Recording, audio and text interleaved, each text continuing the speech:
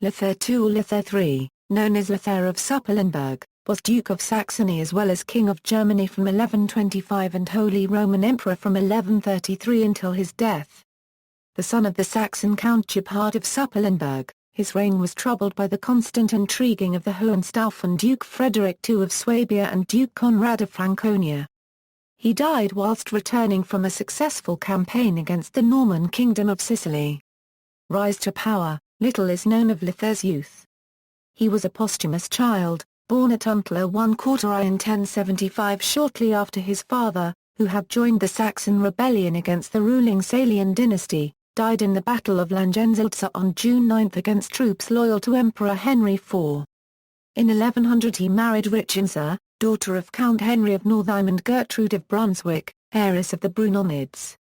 After years of purchasing lands or gaining them via inheritance or marriage alliances throughout Saxony, Lothair gained the domains of the House of Boulogne, the Counts of Northeim and the Brunonids, and became one of the dominant landowners in the North German Duchy. He backed the Emperor's son Henry V during the disempowerment of his father Henry IV and in turn was made Duke of Saxony upon the death of Magnus of Boulogne in 1106. Emboldened by the promotion and incensed over the imposition of a new tax on ducal lords, however, Duke Lothair subsequently revolted against Emperor Henry's rule and denied his ability to rule Saxony during the investiture controversy. He acted autonomously, vesting Count Adolf of Schauenberg with Holstein in 1110, was temporarily deposed in 1112 but reinstated after he tactically submitted himself to the rule of Henry V in 1115. However, he joined the rebellious Saxon forces which defeated those of the emperor in the Battle of Wilfsolz. When in 1123 Henry V vested Count Uprecht of Groitzsch with the Margraviate of Meissen, Lothair enforced the appointment of Conrad of Wettin and ceded the March of Lusatia to Count Albert the Bear. After the death of Emperor Henry V in 1125, Lothair was viewed by the imperial chancellor, the Archbishop of Mainz, as a perfect candidate. As an extensive landowner all over Saxony, he brought power to the table, but he was old and had no male issue, potentially making him malleable for the nobility. He was therefore elected King of the Romans after a contentious power struggle with Duke Frederick II, Duke of Swabia, head of the rising House of Hohenstaufen. His election was notable in that it marked a departure from the concept of hereditary succession. Somewhat naive concerning the complex power struggle between the papacy and the empire, Lothair also consented to several symbolic acts that were subsequently interpreted by Rome as signaling acceptance of papal confirmation of his position. A campaign undertaken in the same year against Bohemia ended in defeat, making for a less than great start by Lothair. Among those imprisoned by the Bohemians was Albert of Ascania, future Margrave of Brandenburg. Dispute with the Staufens. During his reign, a succession dispute broke out between the houses of Welf and Staufen, the latter of which was led by Frederick II and his brother Duke Conrad of Franconia. The Staufens, in addition to claiming the private Salian lands which clearly fell to them, also claimed all of the crown lands gained under Henry IV and Henry V. Lothair's attempts to seize the crown lands following approval from a group of nobles meeting in Regensburg provoked Staufen reaction. Frederick of Swabia was placed under the imperial ban, Conrad was deprived of Franconia, and the rectorate of Burgundy passed to Conrad of Saar-Currency-Hringen. The Staufens, who had the support of their own lands plus support in many imperial cities, Austria and the Duchy of Swabia, raised Conrad as anti-King Conrad III. In 1128 Conrad was crowned King of Italy by the Anselm V, Archbishop of Milan. Lothair took advantage of Conrad's expedition into Italy and his lack of resources by attacking the Staufens in Germany. Nuremberg and Speyer, two strong cities in support of the opposition, fell in 1129. Conrad's failure to make anything of his position in Italy, causing him to return in 1130 without anything to show for it, assured at least a partial victory for Lothair. Relations with the papacy. In the double papal election of 1130, both sides campaigned for Lothair's support. The king had an opportunity to take advantage of the situation and reassert imperial control over the papacy, but choosing instead to deal with the Staufen resistance, he let his inferiors make the decision.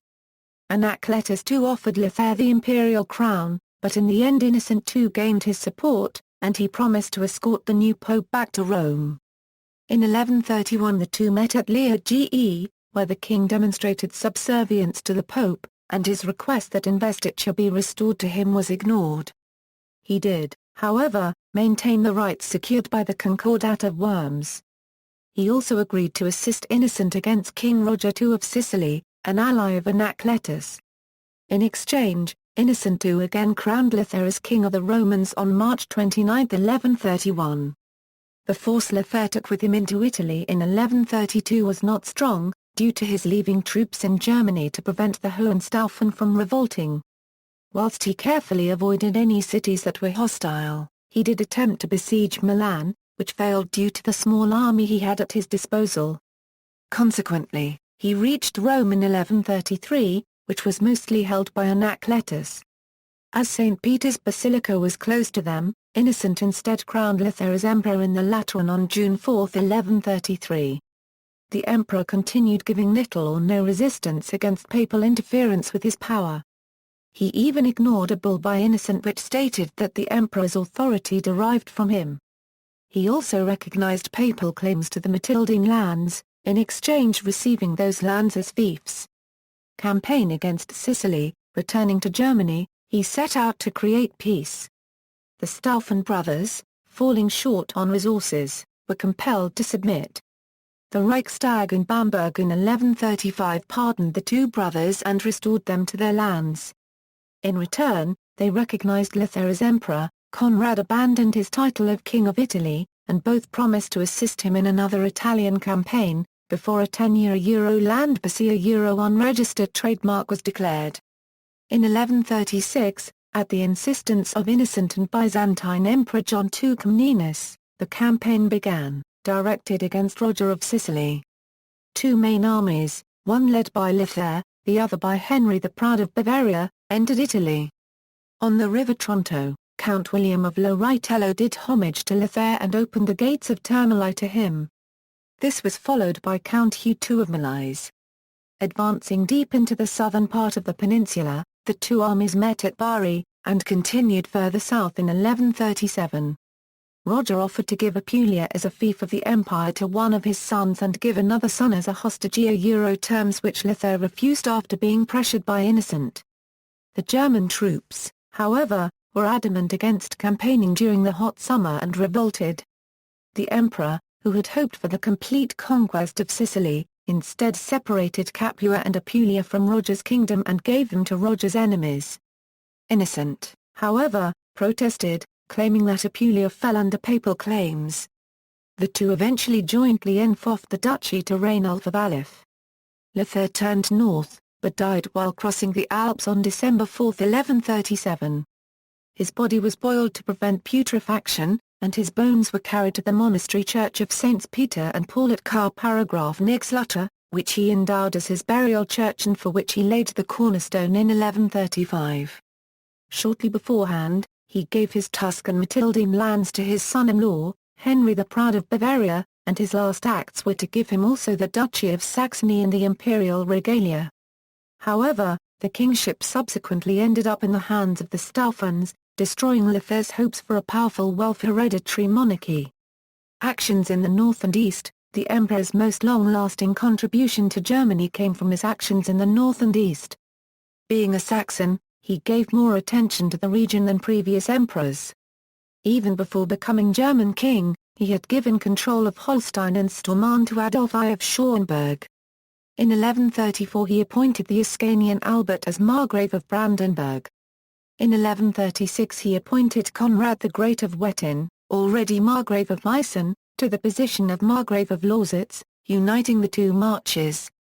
In addition, he petitioned the Pope to expand the rights of the Archbishops of Bremen and Magdeburg in the area. King Eric II of Denmark was made a vassal of the Emperor in 1135, becoming a member of the Reichstag. Successful diplomatic intervention by Lothair in ending war between Poland and Bohemia-Hungary resulted in the Polish Duke's Bolesław III Remuth payment of Pomeranian tribute that was long overdue. In addition, the Polish Duke had to accept Pomerania and Ra 1/4 as fiefs of the empire. Issue, by his wife, Richenza of Northeim, Lothair had only one surviving child, a daughter Gertrude, born April 18, 1115. In order to secure wealth support for his election, Lothair married Gertrude to Henry the Proud, the Duke of Bavaria, on May 29, 1127. Their only son was Henry the Lion. Ancestry. Notes. References. Sources: Hamp, Karl. Germany under the Salian and Hohenstaufen emperors. ISBN 0631141804. Kandusai, Alexander. Triumph and Tragedy, The Rise and Fall of Rome's Immortal Emperors. Pier 9. ISBN A9781741965988. Bryce, James. The Holy Roman Empire. London, Macmillan, Cummin, Robert. History of the Western Empire from its restoration by Charlemagne to the accession of Charles V. Warner, Pavlak, Brian Lothair III. In Jeep, John M. Medieval Germany. Routledge ppA 470 €71. External links, works by or about Lothair II, Holy Roman Emperor in libraries, King Lothair's seal in high-quality resolution taken from the collections of the Light Bold Archive Currency Ltd. Original Lurkenden.